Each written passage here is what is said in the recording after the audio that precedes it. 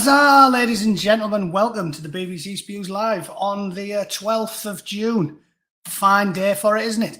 Apparently it's been sweltering in the UK this weekend, which is good because here it's been pissing down. It's nice to see the weather finally better in Northumberland than in North California. Strange that, isn't it? If it is true that the whole world's going to heat up and everywhere's going to end up sunny, I reckon that's perfect for England because it might actually make Redcar and Saltburn pleasant places to go on holiday again. And the last time that happened, it was 1826 or whatever the fuck it was, when people used to only go on holiday back home. Before Sleazy Jet turned up and made it much easier to go and get pissed in Portugal than in Penzance. Anyway, who's in? Lactiem's in, Dave Parker now then, Ben Jones, Online Killer, Craig Burns, It the North, Widow Shins, Jason Pritchard, Tic Tac, Arsal, hello, Confusion, David Pett, Ragnar, Tim Wells, Jason Wells, sorry, Baron Flights now then. Baron Flights, did you ever get some shit out of me? Because I sent 3 packs out and apparently only 2 of them got received. So if you didn't get one, the postman in the Royal Mail is as useless as they were when I was sat waiting for life-saving supplies in Afghanistan. Furq, Terry Wuckfit, Ben Jones, Bongo Pongo, Mr. Myrtle, Sadwings, now then, Paulette. No chance, all right. And yes, Baron Flight's got one. Weird. So 2 out of 3 arrived. 1 got rifled. I can't even remember who I sent that to now. There was a Geordie bloke and Baron and another lass who I sent a load of shite to. And I don't think she got hers. Dawn Browning, how you doing? You sound new. How's life? You've got to be American, posing with 2 dead squirrels. Surely. You must be one of Sadwings' prepper mates, are you? Well, good luck with that. I agree with you. Since I moved out here, I've become a prepper myself. I've got a gun, some ammo, and lots of things stashed away. I've buried a few tubs of whey protein out in the woods, to keep me alive. And as I said, my thing with prepping is, I think there's a happy medium. I think you can prep as a normal person with a normal-sized house without having to do what Sadwings does, which is bury a concrete bunker in a field, fill it with 200,000 rounds of ammunition and 7 million gallons of water, and then expect to have to live in it for 25 years whilst the world above turns into a radioactive wasteland. My happy medium from giving it a military assessment is that you only need to be able to survive for about 12 months. Right? My plan is have 12 months worth of supplies and ammunition in your house. And in that period of time, everyone will be dead. All the idiots will have killed each other. And then there'll be ample supplies. You can come out after a year. Most people will have, murdered or raped each other to death, starved, irradiated themselves, whatever. And then you can just nip into Walmart with a trolley, push it around, it'll be nice and quiet. You can just sort of, 69 pence. Oh yeah, there's no more money. I don't think you need to go full on concrete bunker, 7 million gallons of potable water, 2,000 litres of diesel, and be a millionaire with a bunker you can live in for 20 years. I think you just need to be able to tough it out for 12 months. Like on 28 days later, because everything will go completely to shit. Yeah, that's it. So if you've got a really good bunker, you can be a Fritzl, can't you? But who wants to be a Fritzl? Definitely not me. I hope you're doing well, Howie. Anyway, I haven't seen you for years. Video's locked up. Whose video? Not mine, surely. Anyway, I'm waffling. I haven't got the cash for 12 months. I'm robbing the YouTube preppers instead. 12 months. Honestly, though, if you go for it, you'll be surprised how much shite you can buy for cheap. I got some massive, although it is America and everything's cheaper over here. I got like a £5 jar of peanut butter from the dodgy cash and carry around here for $4.99. I was like, fuck me, buy 10 of them. It's like $50. That's a year's worth. I mean, unless you're a proper fat yank and you put it on steak or whatever. I really did see a bloke put peanut butter on a steak out here. The shit they eat. Basically, America is the greatest country in the world for inventing absolute gash scran that will kill you. I had a donut the other day. It was it looked normal, but half it was like, it looked fancy. It was like all covered with shit and sprinkles and sauce and shit. And then when you bit it, half of it was like Nutella and half of it was like vanilla or something. And I was like, they are geniuses at inventing the shit that if you eat it, you will end up with a body like a fucking bag rat, just like a paper bag full of grapes. Just they're the kings of inventing gash gran. I love it. I love it, and you can get it cheap. That's what I always tell people back home, right? I've told you loads of times. You don't realise how much you get robbed in England until you go and live in America. You proper get robbed back there. Like, scran over here is cheap as fuck. £5 of peanut butter for a fiver. Over in England, you can't get now for a fiver now. Mackie D's. I went to Wendy's a couple of months ago out here, and it was like the $5 value meal.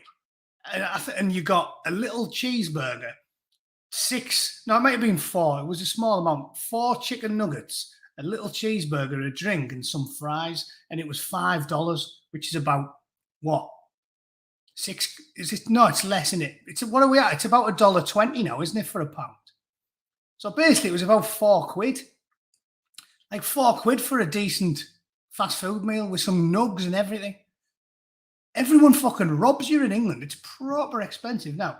And I told you, when I was working for Games Workshop and I got like a paltry £5 bonus, and Natty Insurance took about £1,000 off me. It's like I wasn't earning Billy Big Bucks. But the tax burden in the UK now is shocking. Whereas out here in America, where you file your own taxes, you just pay less. You know, you get a good accountant and he sits down and goes, yeah, you can write this off and you can write that off and you can do that and you can do that. And ultimately, between you and me and my missus, I don't know exactly what we pay, but I bet you it's only about 20%. It's nowhere near what it, but in Britain, honestly, every time I got a paycheck, year before last or whenever it was I was last back there working, I wanted to fucking kill myself when I got it. You know, and I wasn't even earning, like I said, not earning big bucks. If you're at about 40 grand a year in the UK, they're taking like 40% of your money off you. And it's shocking. Daylight robbery. Oh my God. $3.50 for a bacon butty in Redcar. In Redcar. For anybody listening, have you ever been to Redcar?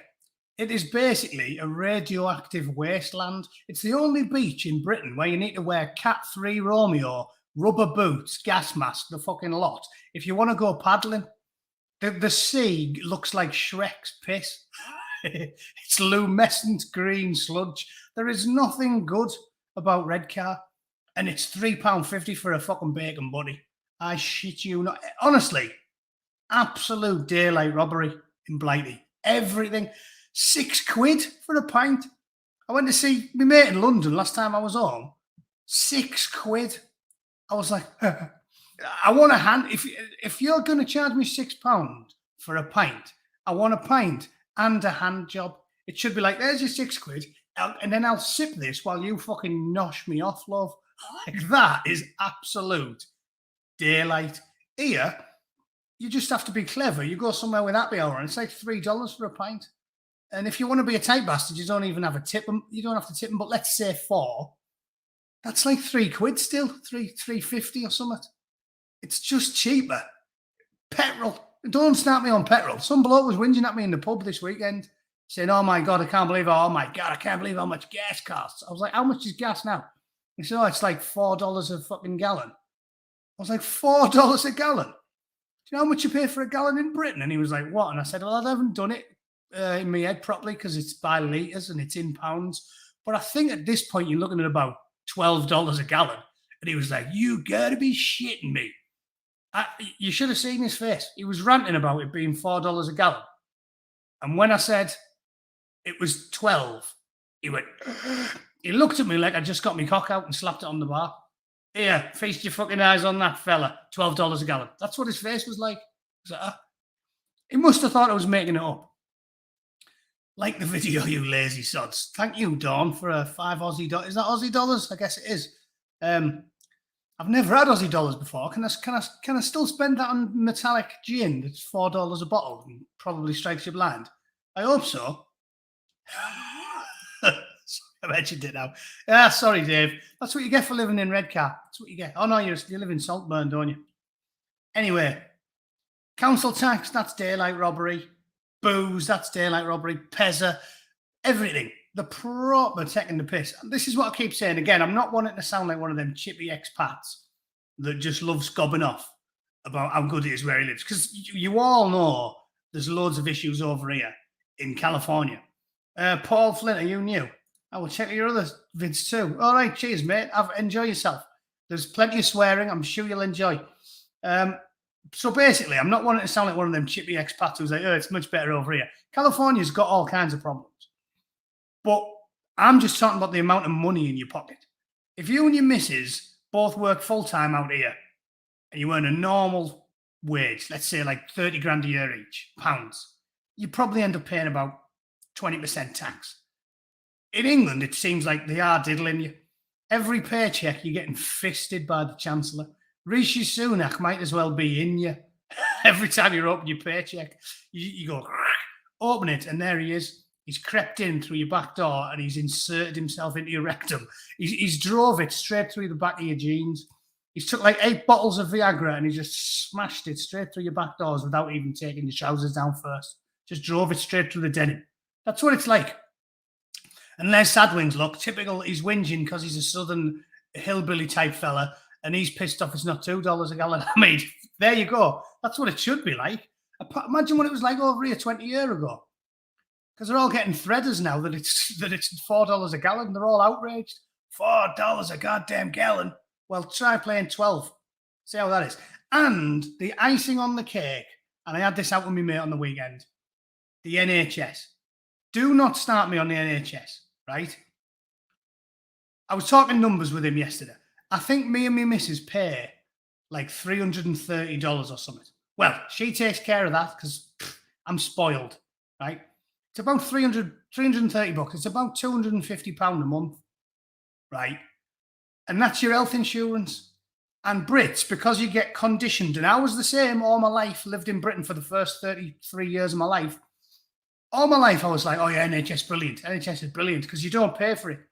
But what you don't realise is if you sit down and do the maths, yes, it's got an S, Americans. Sadwings, do not start on that. It's maths, not math. Right? If there's a load of Americans in the chat saying it's not that, it's math. Well, all I can say is you're a bunch of cunt. There you go. Makes sense, doesn't it? If you lot think it's math, you're a bunch of twat. Doesn't make sense, does it? So basically, you end up paying about 250 quid a month out your pocket that you can physically see. Because you're paying it to a third party. You just have to set a direct debit up and send 250 quid a month to the health insurance company. But, and this is the revelation, right? You're basically paying that in England anyway, because you pay a much, much higher tax burden and you pay natty insurance, which is absolute daylight robbery, right? But here's the kicker. We've actually got a service that works. Like, I'm going to the dentist tomorrow. Mrs. went last week. Want to go to the doctors? You can go tomorrow. My mate Chris Lockie, who I was talking to in a pub a couple of months ago, he's been living in England. He's a former bootneck, same as me, right? He said his knee was fucked. I think I've told this story before. You'll have to stop me if I'm rambling. Queen's Eyebrows, this is a true story. A couple of months ago, met him in the pub.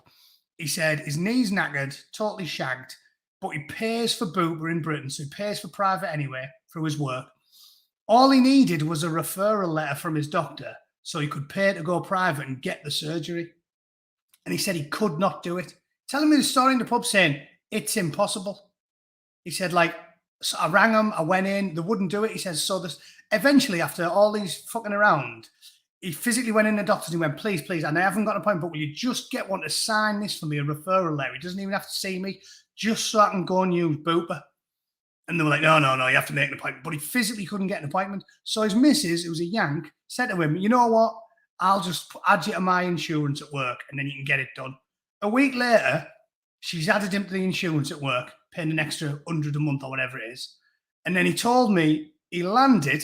Me and my missus met him in the pub literally a couple of months ago, and he's telling us this story, saying he turned up on the Wednesday, rang the doctor. He went in for an appointment on the Thursday, and then the doctor said, "Oh, we could have done it on Friday, but because of COVID, we've got a few staff down, so you'll have to wait until Monday." And I met him in the pub on a Saturday. He was telling me the story, saying, "I rocked up on Wednesday, I got seen on Thursday, I'm getting my surgery done on fucking Monday." That is how much better it is out here. So essentially, in Britain, if you do the maths, you're basically paying the same or more, definitely more if you're earning a decent salary. I only got a £5 bonus and the fucking natty insurance robbed £1,000 of it off me straight away. We'll have that knobhead. So in Britain, you pay the same or more and you haven't got a service. Because when you go, "I need a doctor," they say, "Sorry, mate, 2,000 Somalians in front of you, son." Whoa, whoa, whoa. Just because you and your parents and your grandparents and your great-great-grandparents and the last fucking 200 generations of your family have all paid into the system doesn't mean you get to jump ahead of Osama. No, no, no, no. Mr. Shoe Bomber, Richard Reed's going in front of you in the queue, you cunt. Sorry.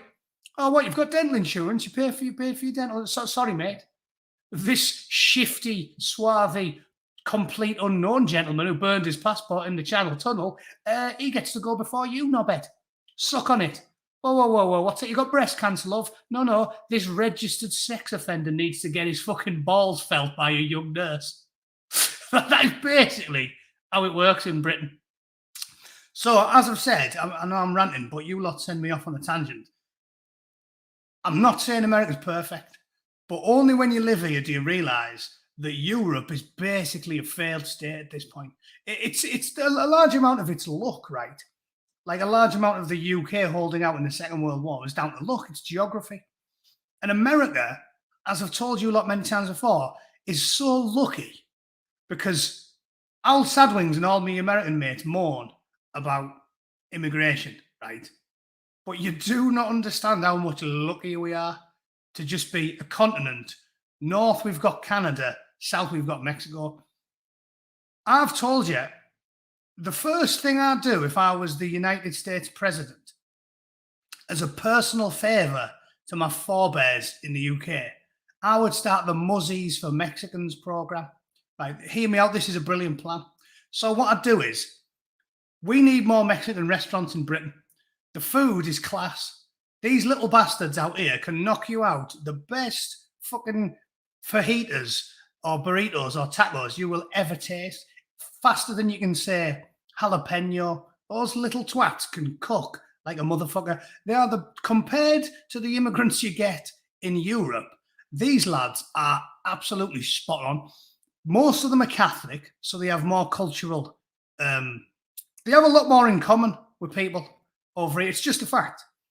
Most of them are like Catholic, Christian, or secular agnostic types. Almost all of them speak English. They're all mega hard workers. They're good lads. They're good lads. So we get deluged by hundreds of thousands, but 9 out of 10 of them are good lads. They're Christians. They have a work ethic. They make great food, right? You lot get fucking blokes who... Did any of you see the story about the one in Borough frying his meat on a fucking shopping trolley? Let me have a look. I'll see if I can find that for you just to show you. It was a while ago, so you might not be able to see it. There we are. I've already gone and found it. I love this. Here, look at this. This is the type we get in England. Takeaway caught cooking chicken with a blowtorch in a shopping trolley down an alley. And if you think that was grade A sirloin steak, my friends, you are sorely mistaken. That was a rat. That was a rat. A badger. You're having blowtorched badger cooked by a suicide bomber. This is what you get in Middlesbrough. So we've even got you beat on that one, haven't we? We get Mexicans and hardworking South and Central Americans, and you boys get blowtorched badger burger. And I even read a story about this saying the reason it's so bad, I think it wasn't a story, it was someone in the comments, I think, on Facebook, but they were saying, basically, this is way worse than you'd think it is. Because And I know a little of this because when I was a teenager, before I joined the Corps, and I worked on a steelwork plant, and they used to galvanize everything, which is when you get the steel and you put the product together, like we'd make a walkway or something for like Enron or British Steel, and then you galvanize the whole thing so that it's waterproof, so it doesn't go rusty. And you can see by looking at a shopping trolley, they're all galvanized. It's that cheap flash, like shiny metal layer that goes on a shopping trolley to stop them from rusting. And I know this from working on British Steel. The stuff, the chemicals that dip it in to galvanize it are like highly carcinogenic and extremely dangerous. So this bloke who's blowtorching your chicken meat on a fucking shopping trolley, you're not only eating rat burger or badger burger or, you know, squirrel ball sack or whatever it is. He's blowtorching it with like noxious chemicals that you're not supposed to eat over a highly carcinogenic galvanized or zinc or whatever the fuck it is. Yeah, galvanized chicken. Can you imagine like one of those Epicurean twats who you see like one of those critics in like a posh restaurant in London? You imagine him doing it in Middlesbrough. He'd be like, nutty, put nutty down. Oh yeah, that's because you're eating a squirrel, mate. Yeah, that's why it's nutty. Yeah, nutty. I'm getting a hint of galvanized steel. So class that. I love it. Brilliant. You couldn't make that shit up, could you? That's what you get in Borough. Yeah, you don't get chicken fajitas, free-range chicken fajitas. You get fucking squirrel ball sack blowtorched on a fucking shopping trolley. Bon appetit, bitches. Right, I've ranted for long enough. That was me putting down my nation of birth for long enough today. Shall we talk about George Soros? That horrible, slimy, detestable Baron Greenback-looking fucking degenerate, and his horrible, slimy Harry Potter with Downs-looking son? Or shall we talk about Donald Trump? Because, I mean, to be honest, it's always funny talking about Trump, but I do feel like it's been overdone for the last week. So I'll leave it to you lot in the chat. Are we doing Baron Greenback or the Orange Oracle? Put O in the chat for Orange Oracle or BG for Baron Greenback. It's up to you. I'll do either. And I'm gonna have a sip of tea while I rest me throat.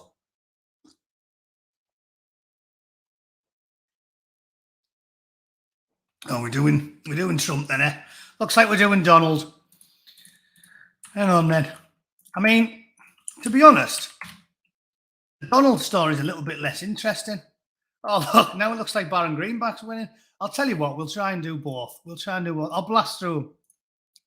Right, so we'll talk about Baron Greenback first. George Soros hands his reins to the son, Alex. Who's Alex? Well, I'll tell you. Although he's got an unnaturally small forehead, I've seen that. He's got a 3-head. He's got a 3-head, Alex. Geggy 3-head. Harry Potter NHS specs. Why is a bloke with that much money wearing fucking NHS rims? Look at the clip of them. Fucking jam jars. I could make you a better pair of gigs with two jars of marmalade and some gaffer tape. So it says, billionaire philanthropist. How is he still called a philanthropist? How is he a philanthropist when he spends his money fucking up the entire world? I want to know how is he still called a philanthropist? Oh, yeah, that's a good point. Most Americans probably don't know who Baron Greenback is. Shall I Google him? Sending me on a tangent again. Baron Greenback. He honestly probably looks like George Soros. Trust me. Where is he? Honourable fat green. He's just not green. There he is. That's fucking Baron Greenback. Little fat. Horrible cunt. Looks like him, doesn't it? Silas Greenback. There he is. If that's not... There's two who look like him. It's typically fat old blokes with baggy eyes. It's him and... what's his name? That knobhead off GB News, who's supposed to be on GB News, but then decided that he was woke and went to live in France instead. Andrew Neil. That's it. That knobhead. Andrew Boss Hog Frog. That sounds better, that Boss Hog Frog. So that's who he looks like, doesn't he?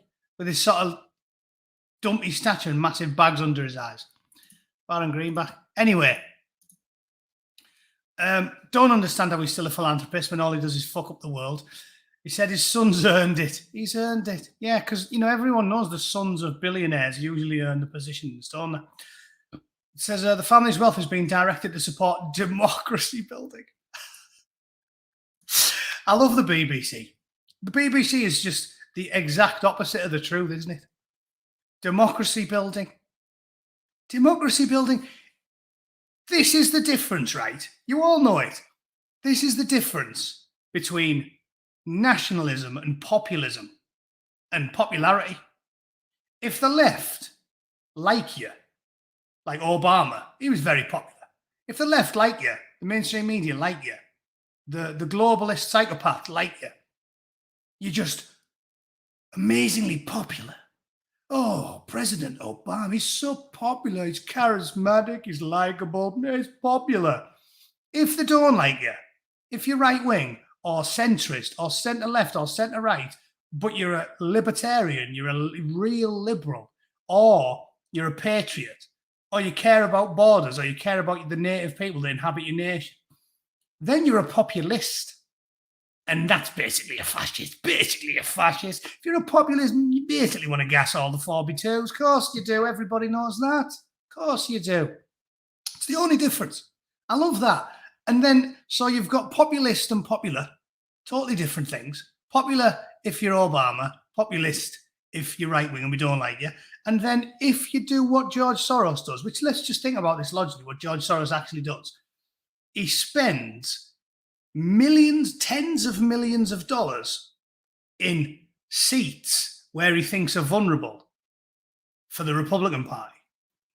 And then this Hungarian bloke who wasn't even born in America, this Hungarian billionaire who the left used to say they hated, all them billionaires who profit, they profit for nothing. Hungarian billionaire spends tens of millions of dollars installing people. It's basically installing them because money talks.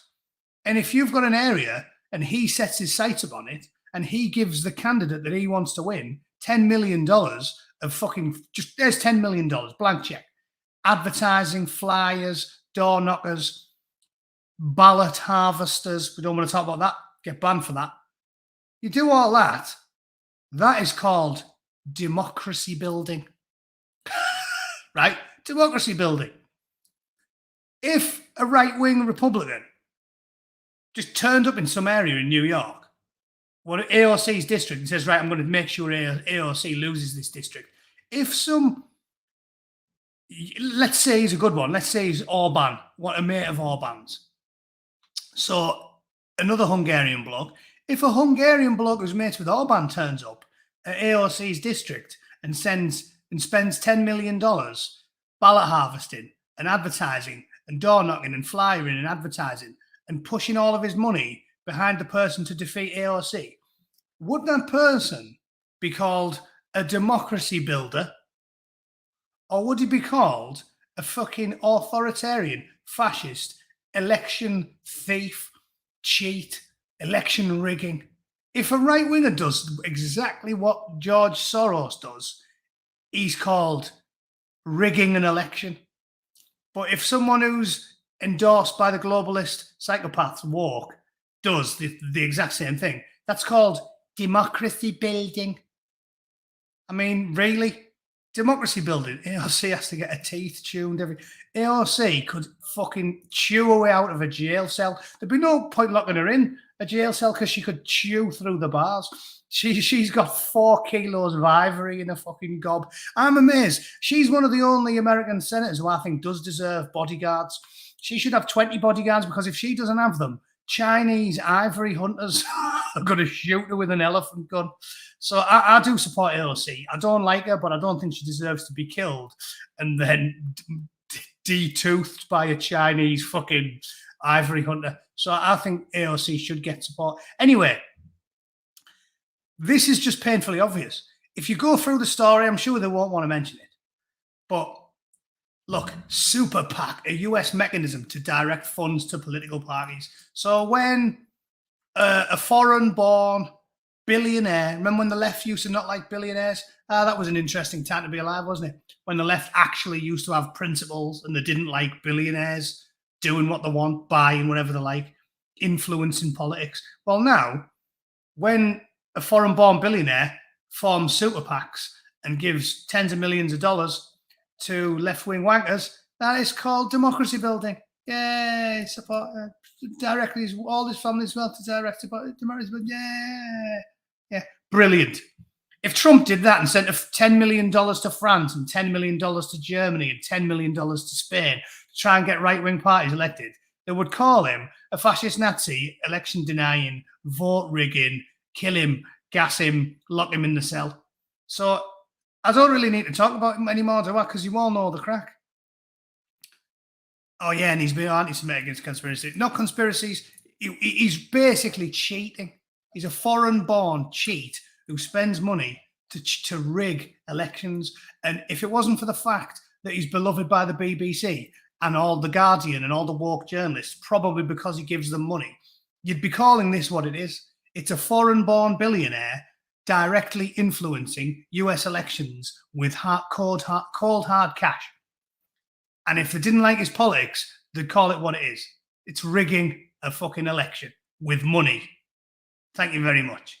All right, so done. We don't have to talk about him too long, do we? The horrible, slimy, fat, greenback-looking twat. With any luck, soon enough, I mean, because the Bootneck doesn't. I don't practice false modesty, and I don't practice false caring, right? I don't like George Soros. I'm not going to say, you know what all the politicians do? Oh, yes, it's very tragic. No, I pray, I live for the day George Soros flops into his fucking grave and leaves me alone. Because I feel like he's personally diddling me, getting involved in my politics. What's he got to do with me? He's a Hungarian billionaire. He should take all his money and pork it. Elon Musk doesn't do it, does he? They all have a go at Musk. They have a go at Elon Musk. He hasn't given tens of millions of dollars to any political candidates, has he? Not as far as I'm aware. He's just got an opinion they don't like. Right, let's read what the Orange Oracle's up to. Trump heads to Florida ahead of court appearance. This is just scandalous. Scandalous. I don't want to listen to this shit. Explained in that. Oh, shall we, for a laugh? Explained in 90 seconds. I'm going to watch it just because I know that every single thing this fucking woke BBC activist tells us is going to be the exact opposite of the truth. So let's just... Basically, it'll be insightful if you take the exact opposite of every sentence she says. Then you'll get to the truth, won't you? So let's watch it. But remember to invert every sentence that she speaks. All eyes are on Florida. The former president, Donald Trump, is due to appear in court again, this time over his mishandling of classified documents. A second indictment is never going to have the drama of the first one, which was only a couple of months ago. But in legal terms, this is way bigger. These are federal charges. So this is the... I hate the way they started. Everyone talks like the Americans now in this sort of woke middle class, don't they? This is way bigger, much bigger. They're supposed to be English Iqbal. Iqbal's Balti Raj. Much bigger. Just say that. Much bigger. United States of America saying its former commander-in-chief needs to be put on trial for allegedly jeopardizing the country's national security. This is the federal courthouse in Miami, where a grand jury has been gathering evidence against Donald Trump. He is expected to hand himself in and plead not guilty. Like his arrest in April, he will be fingerprinted, but in New York, he wasn't handcuffed, there wasn't a mugshot, so that's likely to be the case here too. Donald Trump has said he's going to fight these charges and claims he has done nothing wrong. So why Florida? Well, prosecutors want Donald Trump to face a jury in the place where the alleged crimes took place. The courthouse is about 2 hours away from Mar-a-Lago, where Trump lives. And the case will initially be handled by a judge Trump appointed himself. So it'll be pretty hard for him to argue that he won't get a fair hearing. The trial of a man running to be president again could extend well into the 2024 campaign season or even beyond the election. Yeah, so that's all bollocks. So basically, what you didn't mention there is that this mishandling of classified documents, it's not a thing because all them documents weren't. He had the security clearance to handle all of those documents because he was the president. And every single president in US history has done the exact same thing. Every one of them. So the simple question you have to ask yourself is, why is it that when he's behaved in the exact same way as every other US president, that he's being prosecuted for it? We all have heard the stories about Joe Biden having his garage and his spare car and his house full of classified documents. They all do it. I'm not saying he hasn't done it. Of course he's done it. Of course he's had classified documents in his house. But when you're the president of the United States, I'm sure there's some bollocks system in place whereby it's going to be like everything he signs is then classified. So he's going to have them all over the place and you're going to be immune to it. It's going to, the only important question you have to ask yourself, it's this simple. You don't have to make it any more complicated than this. The only important question you have to ask yourself about these classified documents is, what did he do with them? What did he do with them? Right? Did he sell them to foreign powers? Did he meet a Chinaman in a train station wearing a trench coat and glasses and go, "Yeah, there's some classified documents there, mate"? Or did he have them on a coffee table in his house? The fact of the matter is, there is nothing wrong with a president having classified documents. Presidents have got top secret security clearance. And every single one of them, Clinton, Biden, Trump, Obama, keep going back. I meant Bill Clinton, obviously he was a president, not his horrible, shrieking, harpy wife. They all do it. If it said Donald Trump was caught handing classified documents over to a Chinese spy or a Russian agent, then you would go, yeah, that is clearly a man breaking the law for his own benefit and fucking the country over. But that's not what happened. They literally just had them in his house. And he's allowed them because he was a president. It is blatant political machinations by the degenerate fucking dogs that run the deep state of the United States. And it's obvious. And the BBC just doesn't tell you known facts to try and make it sound like a bigger story than it is. Again, this is what Sargon's talked about loads of times. They don't just outright make shit up. They lie by omission. They tell you half the story, but it is lying. It is lying. It's like, and it's so easy to do, isn't it? It's common sense. If you just tell people half the story. Richard Dawkins was an expert at Disney because he wrote in his book about how they used to do quote mining, where if you go on Google and type in Charles Darwin said, "I freely admit that the idea of an evolved eye sounds impossible." And then it's full stop. However, the evidence is undeniable. This, and this. But they just cut it off where the full stop was and show everyone the front part that says it's definitely impossible. The most famous one that you all seen, and it was on the BBC and it was on CNN and all of them, was when one of those BLM lunatics was all over the media all around the world, praising it at the rafters, saying, "Oh, look at this message of unity and peace." And she's there going, "We don't want any violence around here. We don't want any violence around here. We don't want to see any of that." And then she takes a breath and she goes, "Go do that in the white neighborhoods. Smash this shit out the white neighborhoods. Fuck the white people up." But they stopped the footage in the middle of that sentence. So she was all on telly all around the world, the BLM activists going, "We don't want to see violence around here. We don't want to see violence around here." And then it goes to the newsroom and they're like, "Oh, wonderful message of peace from a BLM activist." And she was literally just taking a breath before she went, "Go to the white neighborhoods, fuck everybody up, rape all the women, burn all the kids, set all the schools on fire." That's what they do. Just, that is lying. You know, and you'll get some Guardian journal go, "Actually," like the meme, "Actually, technically." No, not technically. That is lying. So the BBC does lie. They might not just put a story on the front page like Donald Trump caught with prostitute in alleyway, but they do outright lie. They tell you half a story, they quote mine him, The Very Fine People one was the Very Fine People hoax. Everyone in this chat must know about that one. That was a hoax. Donald Trump's exact words were, I'm specifically, obviously not talking about white supremacists and racists.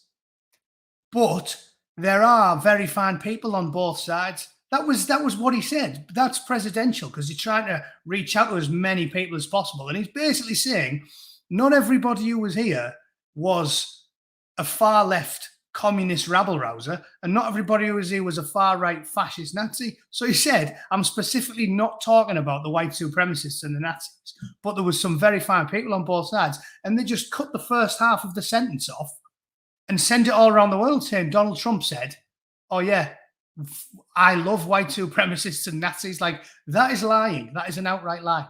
Donald Trump said inject bleach. He didn't say inject bleach. He said something a bit stupid. He said something like, I don't know what they do, whether they inject something into you or what have you. But he didn't say, hey kids, inject bleach. Yeah. Trump 2024. That's not what he said. So that is just outright lying all the time by these fucking worms.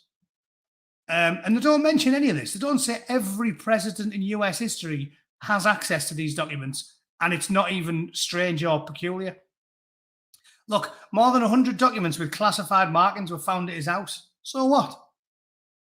So what? Illegally retaining documents. Bollocks. They're declassified when he has them.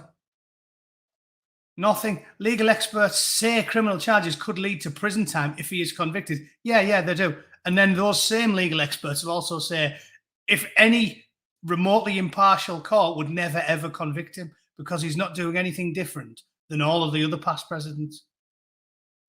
So they're just lying by omission there. It's all the way down. Nothing.